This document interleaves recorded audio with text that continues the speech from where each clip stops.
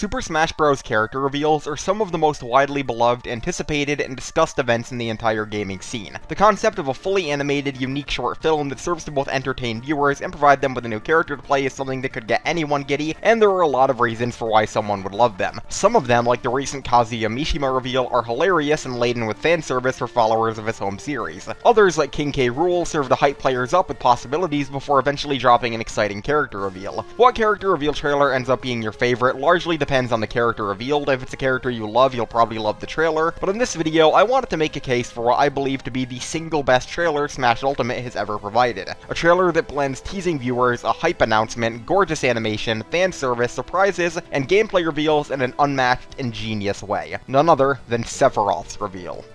Full disclosure, I'm not a big Final Fantasy fan. I've only ever really played Final Fantasy X in like 3 hours of Final Fantasy VII, and I've never watched Advent Children. That said, I have seen a lot of movies. And you'd have to have been living under a rock for your whole life to not be familiar with Sephiroth. He's one of the single most iconic and recognizable villains in all of video games, right alongside Bowser and Dr. Eggman. He's a character with legions of fans that pretty much serve to define an entire generation of gamers' interest in aesthetics. Because of this, the Super Smash Bros. Team had a large task ahead of them when it came to giving him a proper introduction, and as we'll discuss in this video, I think they succeeded in that regard with flying colors.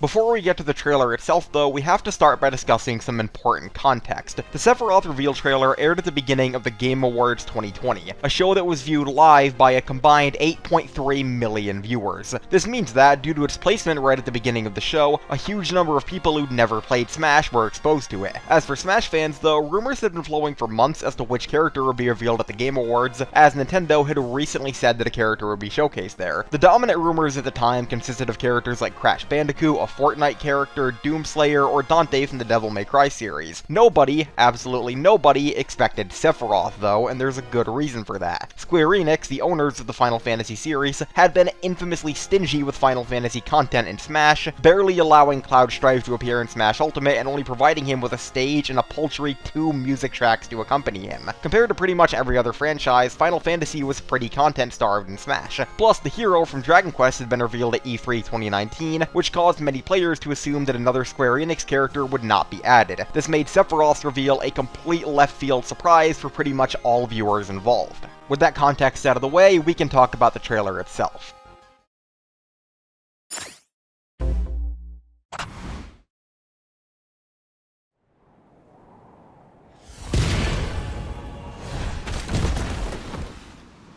The reveal opens with a grand establishing shot, a recreation of a scene from Smash Ultimate Story Mode with various characters in the game fighting fruitlessly against Galim. This establishing scene of characters being beaten, exhausted, and weakened against the game's primary antagonist already establishes a tone that no other trailer has. It's oppressive and grandiose, and makes the viewer wonder what kind of character could match that tone. The next moment in the trailer is even more important, with Galim charging a seemingly incredibly powerful attack before being swiftly struck down. Other characters look on in shock and awe, and Galim splits in two. This serves to even further grow viewers' expectations. Galim was a character that was so strong, he managed to effortlessly defeat every Smash Ultimate character in the game's intro cutscene, and here he was being easily cleaved in half before he even had a chance to defend himself. This immediately makes a viewer wonder, who's strong enough to do this? Which video game character could possibly down Galim that easily? Are they a friend or a foe? Well, that question is quickly answered by a single note of music.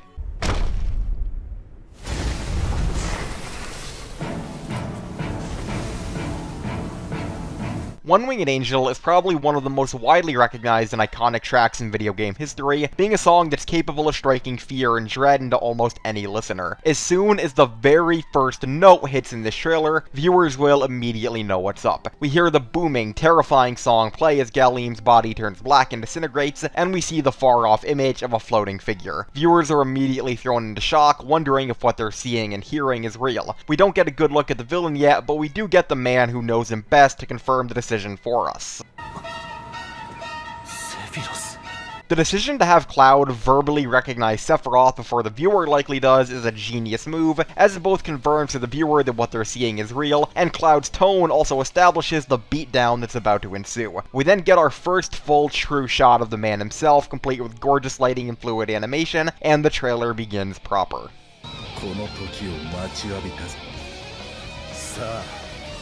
南東に絶望を送ってやろう。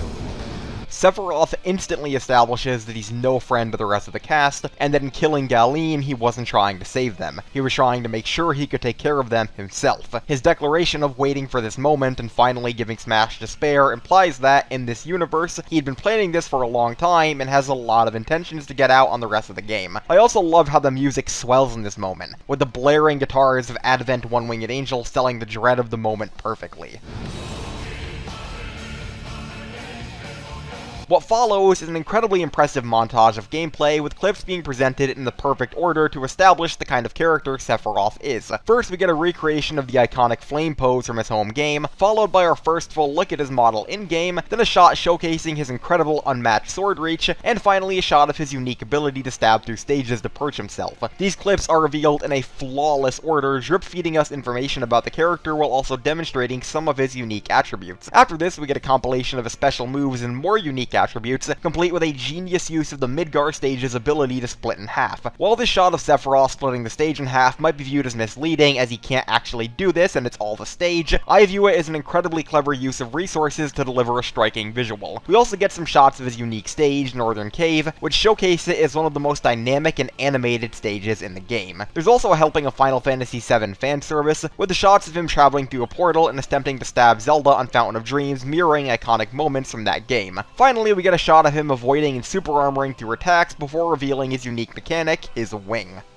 I love how the shot of him pulling out his wing immediately and smoothly transitions from a shot of him entering an identical pose in-game. It's really clean. After this, we get another brief montage of gameplay showcasing more of Sephiroth's moves and unique attributes, followed by another incredible blend of in-game footage and animation. He hits a few characters with Giga Flare, which quickly transitions into a CGI shot of him walking away from the explosion. This shot is the most world-building in the trailer, since it fully reveals to the viewer that what's happening in gameplay is happening in real time in-universe. This isn't just a moveset showcase, this is also a sequence of Sephiroth ravaging Smash Ultimate's cast. This is followed by a shot of both Bayonetta and Greninja attempting to hit Sephiroth with a surprise attack only to be swatted away. While Greninja doesn't mean much, the fact that he's able to effortlessly bat away Bayonetta further showcases his power, as she's easily one of the strongest characters in Smash Ultimate's in-universe canon. And then, Mario.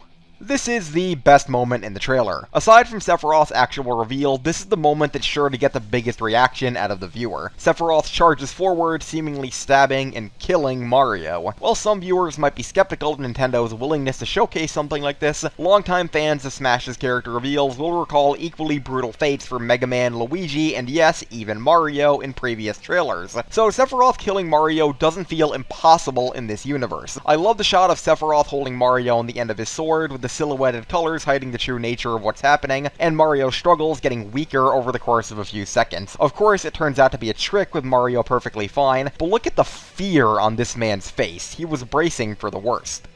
After this, Cloud steps in, being the only member of the cast who's truly equipped to fight Sephiroth. We get a stunning shot of their swords colliding as the music calms for a moment before the fight resumes, with Mario being humorously flung from Sephiroth's sword as him and Cloud fight. The sequence of them fighting is both beautifully animated and choreographed and rich with Advent Children fan service, so it's doubly effective as a climax for the trailer. Side note, I love the decision to put Cloud in his Advent Children outfit for this trailer, since it really does help establish the trailer as one big love letter to that film. Finally, we close out with Cloud getting the upper hand and unleashing what appears to be a new final smash on Sephiroth. This is a cool moment for multiple reasons, since, well, we know what it is now. No character had ever retroactively been given a second final smash before, and to have the trailer close on something other than Sephiroth's final smash leaves the viewer wanting more. And after the logo, we get one final piece of Advent Children fan service and a brief look at Sephiroth's final smash. I adore the decision not to show the whole thing, as it closes an incredibly brazen and in-your-face trailer on a mysterious note that leaves you wanting more.